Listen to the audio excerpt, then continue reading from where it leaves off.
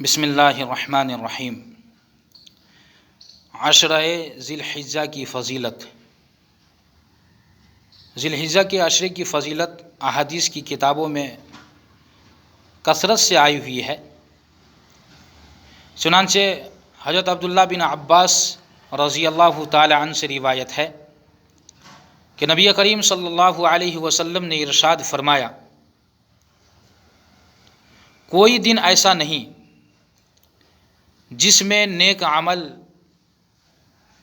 اللہ تعالیٰ کے نزدیک ان 10 دنوں کے نیک عمل سے، یعنی ذی الحجہ کے جو شروع کے 10 دن ہے، ان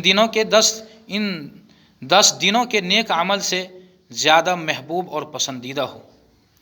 یعنی ان 10 دنوں میں جو عمل کرے گا وہ اللہ کے نزدیک بہت ہی پسندیدہ ہے، وہ بندہ اور وہ عمل بہت ہی پسندیدہ ہے، بہت ہی محبوب ہے۔ اس لیے ہمیں کوشش کرنی چاہیے کہ ذی الحجہ کے ان شروع کے عشرہ میں، شروع کے 10 دنوں میں زیادہ سے زیادہ عبادت کرنے کی کوشش ہو۔ اس کے بعد آگے صحابہ کرام رضی اللہ تعالی عنہم اجمعین نے عرض کیا، کیا یہ اللہ کے راستے میں جہاد کرنے سے بھی بڑھ کر ہے؟ تو نبی پاک صلی اللہ علیہ وسلم نے ارشاد فرمایا کہ اللہ کے راہ میں جہاد کرنے سے بھی بڑھ کر ہے، لیکن وہ مجاہد جو اپنی جان اور مال لے کر نکلا اور واپس نہیں آیا، یعنی شہید ہو گیا، تو اس کی فضیلت زیادہ ہے۔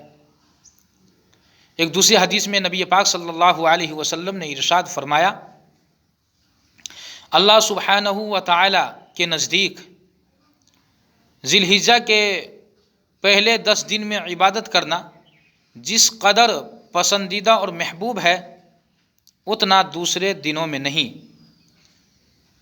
ان دنوں میں سے ہر دن کا روزہ رکھنا سال بھر کے روزے رکھنے کے برابر ہے، اور ہر رات کی عبادت شب قدر کی عبادت کے برابر ہے۔ یعنی اگر ان 10 دنوں میں سے کوئی ایک دن کا بھی روزہ رکھے گا تو اسے ایک روزہ کے بدلے سال بھر کے روزے رکھنے کے برابر ثواب دیا جائے گا۔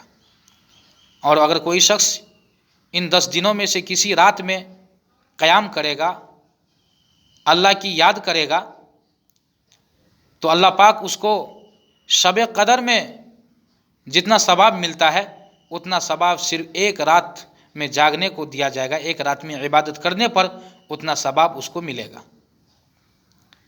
اس لیے زیادہ سے زیادہ اس کے دنوں میں روزہ رکھا کریں اور رات میں عبادت کیا کریں، تاکہ ہم بھی اتنے بڑے بڑے ثواب کے مستحق بن سکیں۔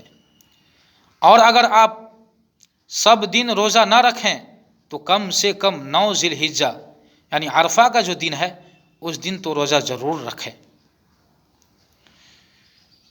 حضرت ابن عمر اور ابو ہریرہ رضی اللہ تعالیٰ عنہ کے بارے میں آتا ہے کہ جب ذی الحجہ کا چاند نظر آ جاتا تو یہ دونوں حضرات بازار کی طرف نکل جاتے اور دونوں تکبیرات کہتے تھے۔ ان کی تکبیر کو سن کر لوگ بھی تکبیر کہا کرتے تھے۔ نبی کریم صلی اللہ علیہ وسلم نے ارشاد فرمایا کہ ان دنوں میں تم کثرت سے زیادہ لا الہ الا اللہ، اللہ اکبر، الحمدللہ اور سبحان اللہ کا ورد کیا کرو، اسے پڑھا کرو۔ تو ہمیں بھی چاہیے کہ ان 10 دنوں میں، جو کہ ذی الحجہ کا مہینہ شروع ہو چکا ہے، تو ہمیں بھی چاہیے کہ ان 10 دنوں میں زیادہ سے زیادہ اللہ کی عبادت کریں، اللہ کا ذکر و اذکار کریں، اللہ کے سامنے روئے، گڑ گڑائیں، روزہ رکھیں، صدقہ خیرات کریں، اور جو بھی نیکی کا کام ہے ذکر و اذکار کریں، تلاوت کریں، وہ سب کریں، تاکہ بڑے ثواب کے ہم بھی مستحق بن پائیں۔